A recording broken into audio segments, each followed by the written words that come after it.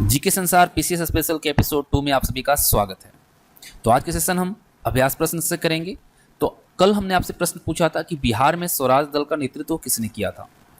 इसके लिए आपके चार ऑप्शन थे। Option A Shri Krishna Singh, option B Abdul Bari, option C Narayan Prasad और ऑप्शन डी सचिंद्र नाथ सान्याल। तो इस प्रश्न का सही उत्तर होगा ऑप्शन ए श्री कृष्ण सिंह। मोतीलाल नेहरू और चित्तरंजन दास ने स्वराज दल की स्थापना की थी। नारायण प्रसाद पहले अध्यक्ष थे और अब्दुल बारी पहले सचिव थे। स्वराज दल की एक शाखा बिहार में बनाई गई थी जिसका नेतृत्व 1923 में श्री कृष्ण सिंह ने किया था। अब जान लेते हैं स्वराजवादी आंदोलन के बारे में। तो स्वराज पार्टी 1 जनवरी 1923 को C.R. दास और मोतीलाल नेहरू के द्वारा बनाया गया था और स्वराज पार्टी का गठन असहयोग आंदोलन के पीछे हटने जैसी विभिन्न महत्वपूर्ण घटनाओं के बाद हुआ था। भारत सरकार ने 1919 और 1923 के चुनाव को लागू किया। स्वराजवादी आंदोलन के बारे में अगर कुछ और तथ्यों पर नजर डालें तो 1922 में कांग्रेस के गया सत्र में C.R. दास, जो कि इस सत्र की अध्यक्षता कर रहे थे, उन्होंने विधानसभाओं में प्रवेश करने का प्रस्ताव रखा, लेकिन वह हार गए। दास और अन्य नेताओं ने कांग्रेस से अलग हो गए और स्वराज पार्टी का गठन किया। स्वराजवादी विठल भाई पटेल 1925 में केंद्रीय विधानसभा के स्पीकर बने थे। तो ये था अभ्यास प्रश्न का विश्लेषण। अब चलते हैं आज के प्रश्न की तरफ। प्रश्न संख्या 1, सुभाष चंद्र बोस द्वारा स्थापित भारतीय राष्ट्रीय सेना में महिला रेजिमेंट का नाम क्या था। Option A Rani Padmavati regiment, option B Jhansi की Rani regiment, option C Rani Ahilyabai regiment या ऑप्शन डी उपरोक्त में से कोई नहीं या फिर उपरोक्त में से एक से अधिक।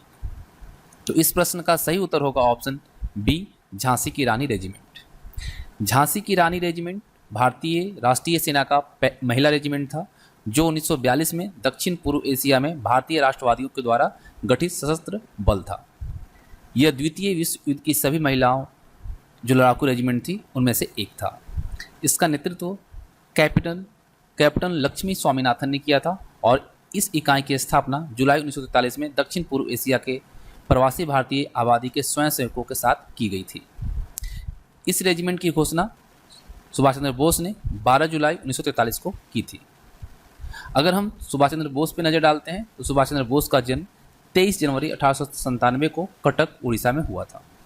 उनके पिता का नाम जानकीनाथ बोस था और मां का नाम प्रभावती था। जर्मनी में आज़ाद हिंद रेडियो स्टेशन की स्थापना नेताजी के द्वारा ही की गई थी। 1923 में बोस अखिल भारतीय युवा कांग्रेस के अध्यक्ष बने और फिर 1938 में कांग्रेस के अध्यक्ष बने थे। सुभाष चंद्र बोस ने द इंडियन स्ट्रगल नामक पुस्तक लिखी जो 1920 से लेकर 1942 तक के जो भारतीय स्वतंत्रता आंदोलन थे उसको इसमें शामिल किया गया है।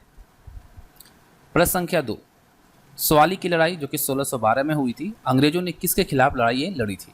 ऑप्शन ए पुर्तगाली, option B Dutch, option C फ्रांसीसी और ऑप्शन डी उपरोक्त में से कोई नहीं या उपरोक्त में से एक से अधिक। तो इस प्रश्न का सही उत्तर होगा ऑप्शन ए पुर्तगाली। सवाली की लड़ाई जिसे सुवाली के युद्ध के तौर पर भी जाना जाता है 29 से 30 नवंबर 1612 को हुई थी। यह एक नौसैनिक युद्ध था जो भारत के गुजरात के सूरत शहर के पास एक गांव है सुवाली, वहां पर लड़ा गया था। यह पुर्तगालियों पर ब्रिटिश ईस्ट इंडिया कंपनी की जीत थी।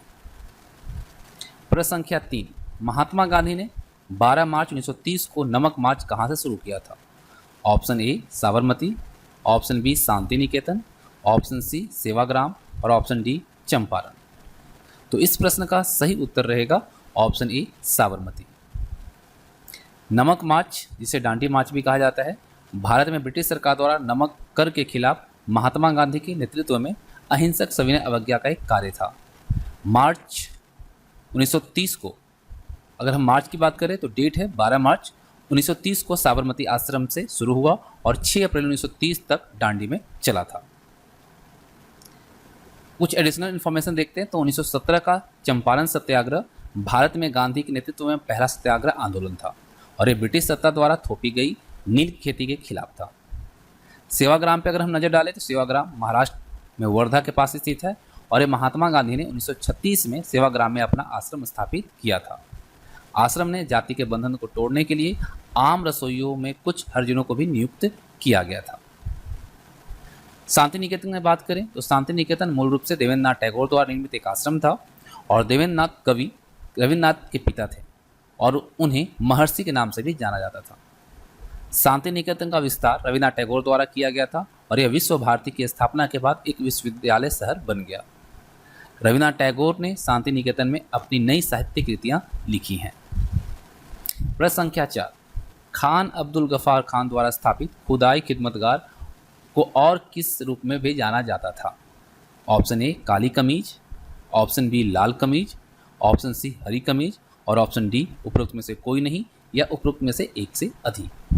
तो इस प्रश्न का सही उत्तर होगा लाल कमीज। अब्दुल गफ्फार खान ने 1929 में खुदाई खिदमतगार की स्थापना की थी। और अगर हम अब्दुल गफ्फार खान के बारे में बात करें तो अब्दुल गफ्फार खान, जिन्हें बादशाह खान के नाम से भी जाना जाता था, और भारत में ब्रिटिश औपनिवेशिक शासन के खिलाफ एक पश्तून स्वतंत्रता कार्यकर्ता के तौर पर भी जाने जाते थे। खुदाई खिदमतगार को लाल कमीज भी कहा जाता है। खुदाई खिदमतगार के सदस्यों को संगठित किया गया था और वे चमकीले लाल कमीज को वर्दी के रूप में पहनते थे, जबकि महिलाओं की जो वर्दी होती थी वो काले वस्त्र हुआ करते थे। वह एक राजनीतिक और आध्यात्मिक नेता थे जो अपने अहिंसक विरोध और आजीवन शांतिवाद के लिए जाने जाते थे। वह एक पवित्र मुस्लिम और भारतीय उपमहाद्वीप में हिंदू मुस्लिम एकता के पैरोकार थे।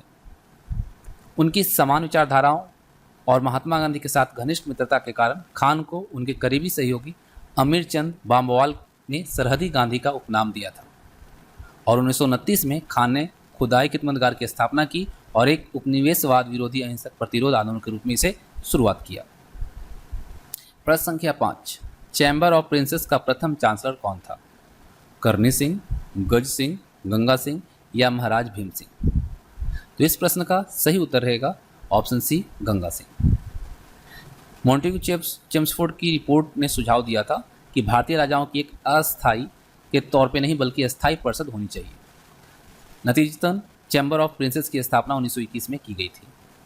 इसका उद्घाटन 8 फरवरी 1921 को दिल्ली के किले में हुआ था और बीकानेर रियासत के गंगा सिंह को 9 फरवरी 1921 को चैम्बर ऑफ प्रिंसेस के पहले चांसलर के रूप में चुना गया था।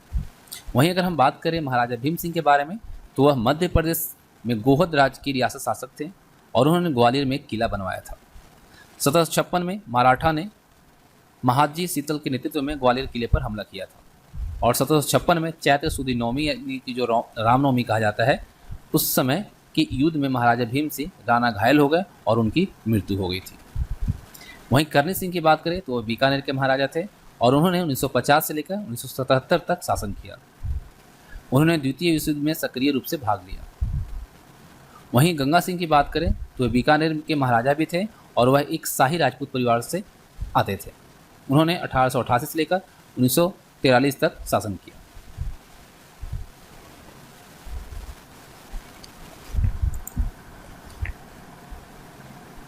प्रश्न संख्या 6, निम्नलिखित क्रांतिकारियों में से कौन मास्टरदा के नाम से प्रसिद्ध थे? Option A Ashfaqulla Khan, option B Batukeshwar Dutt, option C Suryasen और ऑप्शन डी राम प्रसाद बिस्मिल।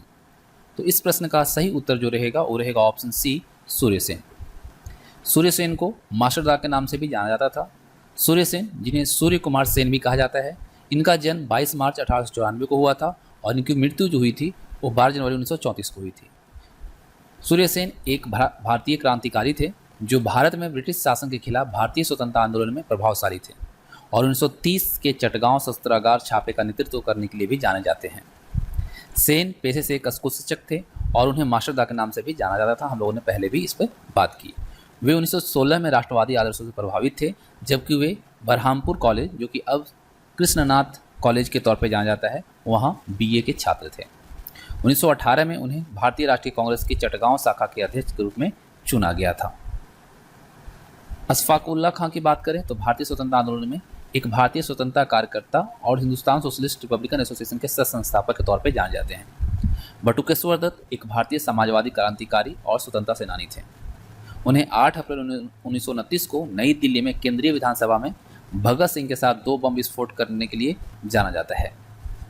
राम प्रसाद बिस्मिल एक भारतीय क्रांतिकारी थे जिन्होंने 1918 के मैनपुरी षड्यंत्र और 1925 के काकोरी षड्यंत्र में भाग लिया और भारत में ब्रिटिश शासन के खिलाफ लड़ाई लड़ी।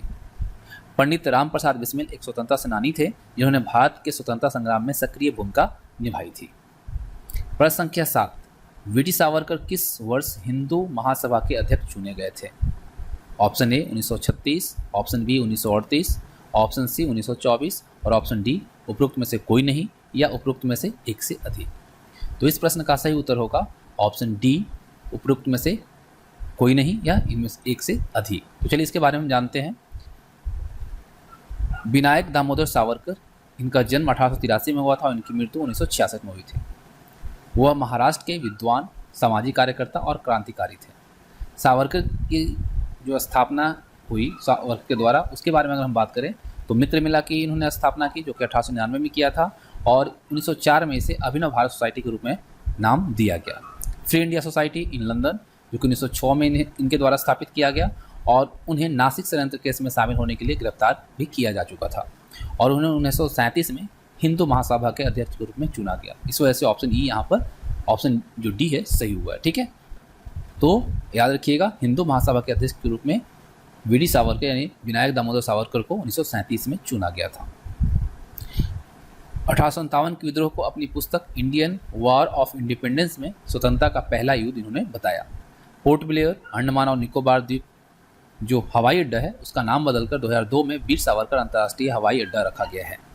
सावरकर की पुस्तक की बात करते हैं तो भारतीय स्वतंत्रता संग्राम 1857 और हिंदुत्व, हिंदू कौन है, ये इनकी प्रसिद्ध पुस्तक है। प्रश्न संख्या 8, 1885 में बॉम्बे में आयोजित भारतीय राष्ट्रीय कांग्रेस के पहले अधिवेशन की अध्यक्षता किसने की? Option A Dadabhai Naoroji, option B Badruddin Tyabji, option C Womesh Chandra Bonnerjee, और ऑप्शन डी उपरोक्त में से कोई नहीं या उपरोक्त में से एक से अधिक। तो इस प्रश्न का सही उत्तर होगा ऑप्शन सी व्योमेश चंद्र बनर्जी। भारतीय राष्ट्रीय कांग्रेस का अध्यक्ष, भारतीय राष्ट्रीय कांग्रेस यानी आईएनसी जो है, इसका सर्वोच्च कमान होती है, जो भारत के प्रमुख राजनीतिक दलों में से एक है। दिसंबर 1885 में पार्टी की स्थापना के बाद व्योमेश चंद्र बनर्जी इसके पहले अध्यक्ष बने थे। 1885 से 1933 तक अध्यक्ष पद का जो कार्यकाल होता था वो केवल 1 वर्षों के लिए हुआ करता था, और 1933 के बाद से अध्यक्ष के लिए ऐसा कोई निश्चित कार्यकाल नहीं रहा। व्योमेश चंद्र बनर्जी की अध्यक्षता में भारतीय राष्ट्रीय कांग्रेस की पहली बैठक 1885 में बॉम्बे में हुई थी, और बैठक में 72 अंग्रेजी शिक्षित लोगों ने भाग लिया, जिनमें अधिवक्ता, व्यापारी और जमींदार लोग शामिल थे। प्रश्न संख्या 9, राजीव गांधी खेल रत्न, जिसे अब मेजर ध्यानचंद खेल रत्न पुरस्कार कहा जाता है, पुरस्कार के पहले प्राप्तकर्ता कौन है? Option A Sachin Tendulkar, option B Viswanathan Anand, option C Milkha Singh, और ऑप्शन डी उपरोक्त में से कोई नहीं या उपरोक्त में से एक से अधिक। तो इस प्रश्न का सही उत्तर होगा ऑप्शन बी विश्वनाथन आनंद। विश्वनाथन आनंद राजीव गांधी खेल रत्न पुरस्कार के पहले प्राप्तकर्ता हैं। विश्वनाथन आनंद जो भारतीय शतरंज के ग्रैंड मास्टर हैं, पहले व्यक्ति हैं जिन्हें शतरंज के लिए राजीव गांधी खेल रत्न पुरस्कार मिला, जो कि अब ध्यानचंद पुरस्कार के तौर पर जाना जाता है। आनंद को भारत का दूसरा सर्वोच्च नागरिक सम्मान पद्म विभूषण भी दिया जा चुका है, और वह पहले प्राप्तकर्ता हैं जिन्हें खेल श्रेणी के लिए पद्म विभूषण पुरस्कार मिला था। भारत का सर्वोच्च खेल पुरस्कार खेल रत्न पुरस्कार, जिसका नाम पूर्व प्रधानमंत्री राजीव गांधी के नाम पर रखा गया था, इसको हाल ही में हॉकी के जादूगर ध्यानचंद के सम्मान में मेजर ध्यानचंद खेल रत्न पुरस्कार के रूप में बदल दिया गया है। और आपको मैं बता दूं कि टोक्यो ओलंपिक में पुरुष और महिला दोनों हॉकी टीमों के सराहनीय प्रदर्शन के बाद यह निर्णय लिया गया।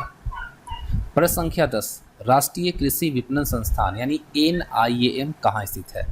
आपके ऑप्शन हैं, option A New Delhi, option B Jaipur, option C Hisar, और ऑप्शन डी भोपाल। तो इस प्रश्न का सही उत्तर जो होगा वो होगा ऑप्शन बी जयपुर।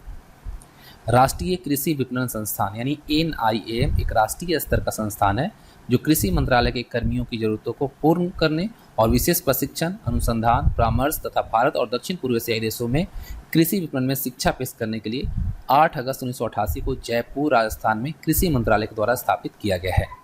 यह संस्थान भारत के 5वें प्रधानमंत्री चौधरी चरण सिंह को समर्पित है, और उन्हीं के नाम पर इसका पूरा नाम चौधरी चरण सिंह राष्ट्रीय कृषि विपणन संस्थान पड़ा है। केंद्रीय कृषि मंत्री NIAM के सामान्य निकाय के अध्यक्ष तथा कृषि और सहकारिता विभाग के सचिव कार्यकारी समिति के अध्यक्ष होते हैं। अब बात करते हैं आज का अभ्यास प्रश्न के बारे में। 1916 के प्रसिद्ध लखनऊ समझौते पर किन के बीच हस्ताक्षर किए गए? आपके ऑप्शन ए हैं महात्मा गांधी और आगा खां, ऑप्शन बी बाल गंगाधर तिलक और मोहम्मद अली जिन्ना, ऑप्शन सी महात्मा गांधी और मोहम्मद अली जिन्ना, और ऑप्शन डी बाल गंगाधर तिलक और आगा खां। तो इस प्रश्न का जो सही आंसर होगा उसे आपको कमेंट बॉक्स में बतानी है। इस प्रश्न की चर्चा हम अगले एपिसोड में करेंगे। धन्यवाद।